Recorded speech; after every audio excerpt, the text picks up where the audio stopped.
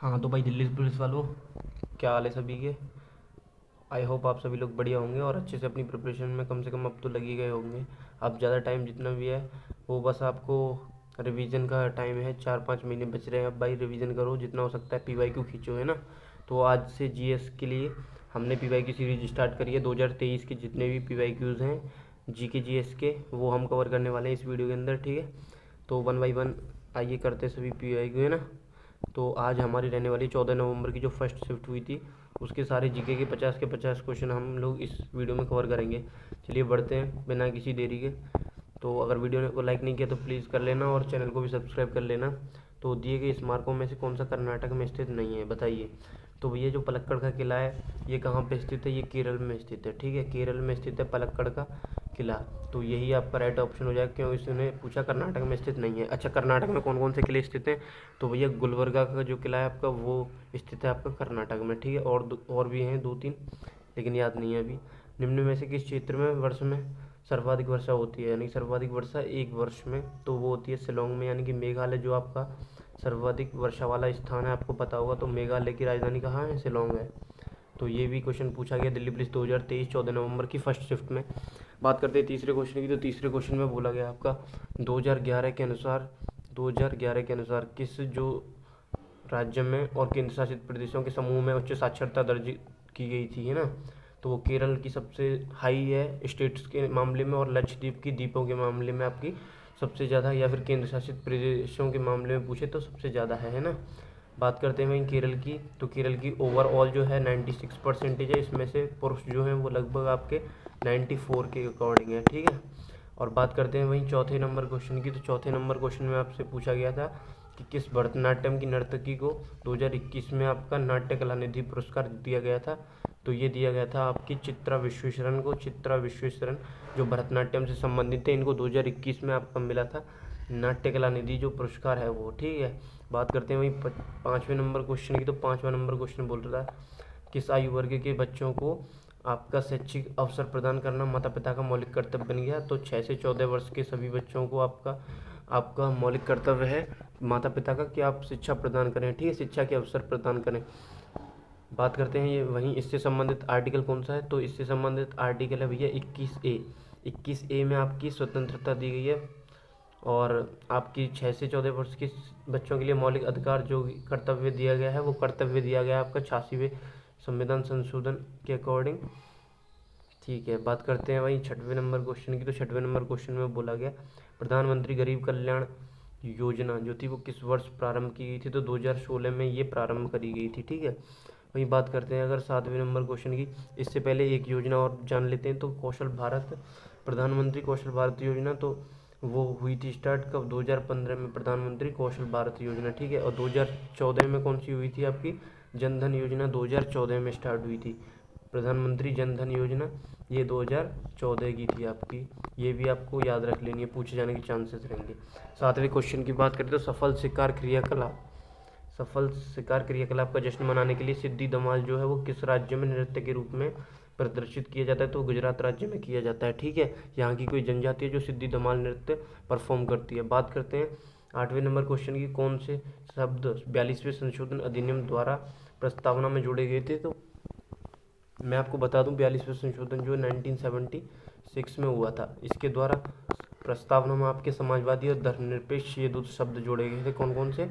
तो समाजवादी और धर्मनिरपेक्ष ये दोनों शब्द जोड़े गए थे। वहीं बात करें नौवें क्वेश्चन की। तो नौवें क्वेश्चन में बोला गया है आपका कि किस अधिनियम के तहत जो सरकार है वो प्रतिबंधात्मक व्यापार पर रोक लगाती है, यानी कि जो विदेशों से व्यापारी आते हैं उनके लिए कुछ नीतियाँ बनाई गई हैं हमारे यहाँ पे कि उद्योग कैसे आप व्यापार कर सकते हैं। तो वो कौन से एक्ट में? एमआरटीपी के अधिनियम के तहत ये इसका प्रतिबंध करती हैं, ठीक है। तो एमआरटीपी अधिनियम अब कब का है वो बता दूं मैं, 2015 का। ये भी क्वेश्चन आपको आगे आने वाली शिफ्ट में देखने को मिलेगा, देख लेना, है ना।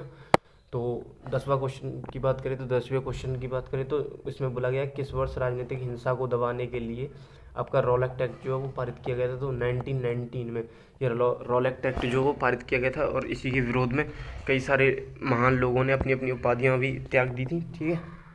जैसे रविंद्रनाथ टैगोर जी ने अपनी नाइटहुड की जो उपाधि थी वो त्याग दी थी, और महात्मा गांधी ने भी अपनी एक उपाधि थी जो त्याग दी थी इसके चक्कर में, ठीक है। बात कर लेते हैं 11वें नंबर क्वेश्चन की। तो प्लेइंग टू विन ये जो है वो किस भारतीय ओलंपिक खिलाड़ी की आत्मकथा का शीर्षक है। तो साइना नेहवाल की एक किताब है प्लेइंग टू विन, ठीक है, आपको याद रख लेना है। साइना नेहवाल का संबंध बैडमिंटन से है, किससे? बैडमिंटन से है, ये भी आपको याद रख लेना है, पूछ सकता है खेल खिलाड़ी के संबंध में। बात करते हैं 12वें नंबर क्वेश्चन की। तो 12वें नंबर क्वेश्चन बोला गया मोहनजोदड़ो के विशाल स्नानागार की खुदाई। विशाल स्नानागार की खुदाई किस क्षेत्र में की गई थी? तो दुर्ग का जो क्षेत्र था वहाँ पे आपकी जो थी स्नानागार जो है वो खोजा गया था। बात कर लेते हैं वहीं अनंत आर कृष्णन, यानी कि 13वें नंबर क्वेश्चन में अनंत आर कृष्णन ये किस वाद्य यंत्र के वादक हैं, ये पूछा गया था। तो ये मृदंग बजाते हैं, ठीक है। बात करते हैं 14वें नंबर क्वेश्चन की। तो 14वां नंबर क्वेश्चन कहता है कि आपका जो है, एक मिनट, 14वां नंबर क्वेश्चन आपका कहता है कि भारतीय राष्ट्रपति की न्यायिक शक्तियों एवं उनकी परिभाषा के संबंध में कौन सा युग्म जो है गलत मिलान किया गया है? तो प्रविलंबन, जो प्रविलंबन है इसका अर्थ है सजा की प्रकृति को बदले बिना अवधि को कम करना, जबकि इसका अर्थ जो है वो दूसरा होता है, यानी कि ये आपका ऑप्शन गलत था, ठीक है, इसलिए यही इसका राइट आंसर है। तो 15वें नंबर क्वेश्चन की तरफ बढ़ते हैं। तो IBA महिला विश्व कप चैंपियनशिप 2023 जो थी वो मेज़बानी किस देश ने करी थी या किस राज्य ने करी थी? तो भारत देश ने करी थी। और ये कब करी थी? तो 2023 में ओडिशा राज्य ने इसकी मेज़बानी करी थी, ठीक है, ओडिशा ने। तो ओडिशा के भुवनेश्वर में 2023 का जो महिला का विश्व कप था हॉकी का वो हुआ था, ठीक है। बात करें वहीं 16वें नंबर क्वेश्चन की। तो 16वें नंबर क्वेश्चन कहता है राज्य विधानमंडल की प्रत्येक सदन को समय समय पर बैठकों के लिए कौन बुलाता है? तो वो है आपका राज्यपाल। इसका सही आंसर राज्यपाल आहूत करता है किस राज्य विधानमंडल के सदनों को समय समय पर। और इसके बीच में सबसे ज़्यादा गैप कितने हो सकता है? 6 माह का अधिकतम गैप हो सकता है राज्य विधानमंडल के सदनों में। बात करते हैं प्यादा। प्यादा जो है वो किस खेल से संबंधित है? तो वो शतरंज खेल से संबंधित है। इससे संबंधित कुछ और भी शब्द होते हैं जैसे चेकमेट, चेकमेट आपका शतरंज से संबंधित है। चेकमेट, स्टेलमेट, आपका स्टेलमेट भी आपका इसी से संबंधित है, स्टेलमेट, ठीक है। और एक आपसे एक घोड़ा भी होता है, घोड़ा और हाथी, घोड़ा और हाथी भी इसी से संबंधित है शतरंज खेल से, ठीक है। घोड़ा और हाथी दोनों ही संबंधित हैं शतरंज खेल से। वहीं बात कर लेते हैं इसकी, शतरंज में एक चीज़ और होती है कि 64 इसमें बिशप होते हैं। कितने? 64 बिशप, मतलब 64 खाने होते हैं इसमें। 32 वाइट कलर के होते हैं और 32 ब्लैक कलर के होते हैं। ये भी आपसे कई बार क्वेश्चन पूछा गया है। बात करते हैं 18वें नंबर क्वेश्चन की। तो 18वें नंबर क्वेश्चन में बोला गया है भारतीय लोक और जनजातीय नृत्य को संयुक्त करके भारतीय शास्त्रीय नृत्य के रूप में भारतीय यूरोपीय नाटक तकनीकों को अपनाने के द्वारा संलयन कला का बनाने के लिए किसे जाना जाता है? मतलब ये बोल रहा है ये क्वेश्चन कि फ्यूजन नृत्य शैली, मतलब मिश्रित नृत्य शैली की जो स्थापना करी थी वो किसने करी थी? मिश्रित नृत्य शैली जो बनाई थी वो बनाई थी उदय शंकर नाम की व्यक्ति ने, ठीक है। बात कर लेते हैं 19वें नंबर क्वेश्चन की। तो उस्ताद अल्लाह रखा खां, ये आपको पता है तबला से संबंधित है। साबिर खान भी, पंडित किशन महाराज भी, और ज्ञान प्रकाश घोष, ये चारों व्यक्ति तबला वाद्य यंत्र के वादक हैं। बात करते हैं आपके निम्न में से कौन सा युग्म जो है वो गलत है? तो अधातु लेड, यानी कि जो लेड होती है पीबी, इसका जो क्या होता है साइन पीबी होता है, ये क्या है? धातु है, अधातु नहीं है, ये धातु है, ठीक है, इसलिए ये गलत हो गया। 21वें नंबर क्वेश्चन की बात करें, कौन सा विकल्प जो है शस्य भूमि पारिस्थितिकी तंत्र के संबंध में सही है? मतलब आपको 4 ऑप्शन दिए गए थे, आपको चुनना था कि कौन कौन से जो है राइट है। तो बात करते हैं शस्य भूमि क्या है? शस्य भूमि मानव निर्मित पारिस्थितिकी तंत्र है, ठीक है। बात करते हैं शस्य भूमि पारिस्थितिकी तंत्र से बहुत कम आनुवांशिक विविधताएं पाई जाती हैं, मतलब इसके अंदर आनुवांशिक जो विविधताएं हैं वो बहुत कम मिलती हैं, ठीक है। तो कथन 1 और 2 दोनों ही ये सही थे, ठीक है। बात करते हैं 22वें नंबर क्वेश्चन की। तो 22वें नंबर में पूछा गया है कि निम्न में से किस देश ने नीति निर्माण उद्देश्यों के लिए पंचवर्षीय योजना भारत से पहले शुरू कर दी थी? तो वो सोवियत संघ था, सोवियत संघ, या फिर आप बोल सकते हैं रूस ने। तो रूस कब बना? 1971 में इसका पार्टीशन हुआ, 1971 में सोवियत संघ टूटा तो रूस बना, ठीक है। बात करते हैं वही 23वें नंबर क्वेश्चन की। तो टोक्यो ओलंपिक 2021 में जो होने वाला था, मतलब जो 2021 में हुआ था उसमें भारत के लिए पहला पदक जो था वो मीराबाई चानू ने लाया था। तो मीराबाई चानू ने 49 किलो की वेट कैटेगरी में टोक्यो ओलंपिक्स 2021 में कौन सा मेडल जीता था? इन्होंने जीता था आपका कांस्य पदक जीता था पहला वाला, और एक रजत पदक भी इन्होंने जीता था। नहीं सॉरी, मीराबाई चानू ने कौन सा पदक जीता? रजत पदक जीता था, सॉरी।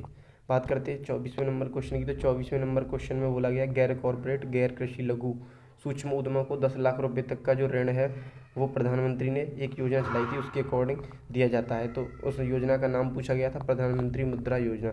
ये कब प्रारंभ करी गई थी? तो ये 8 अप्रैल 2015 को स्टार्ट करी गई थी प्रधानमंत्री मुद्रा योजना।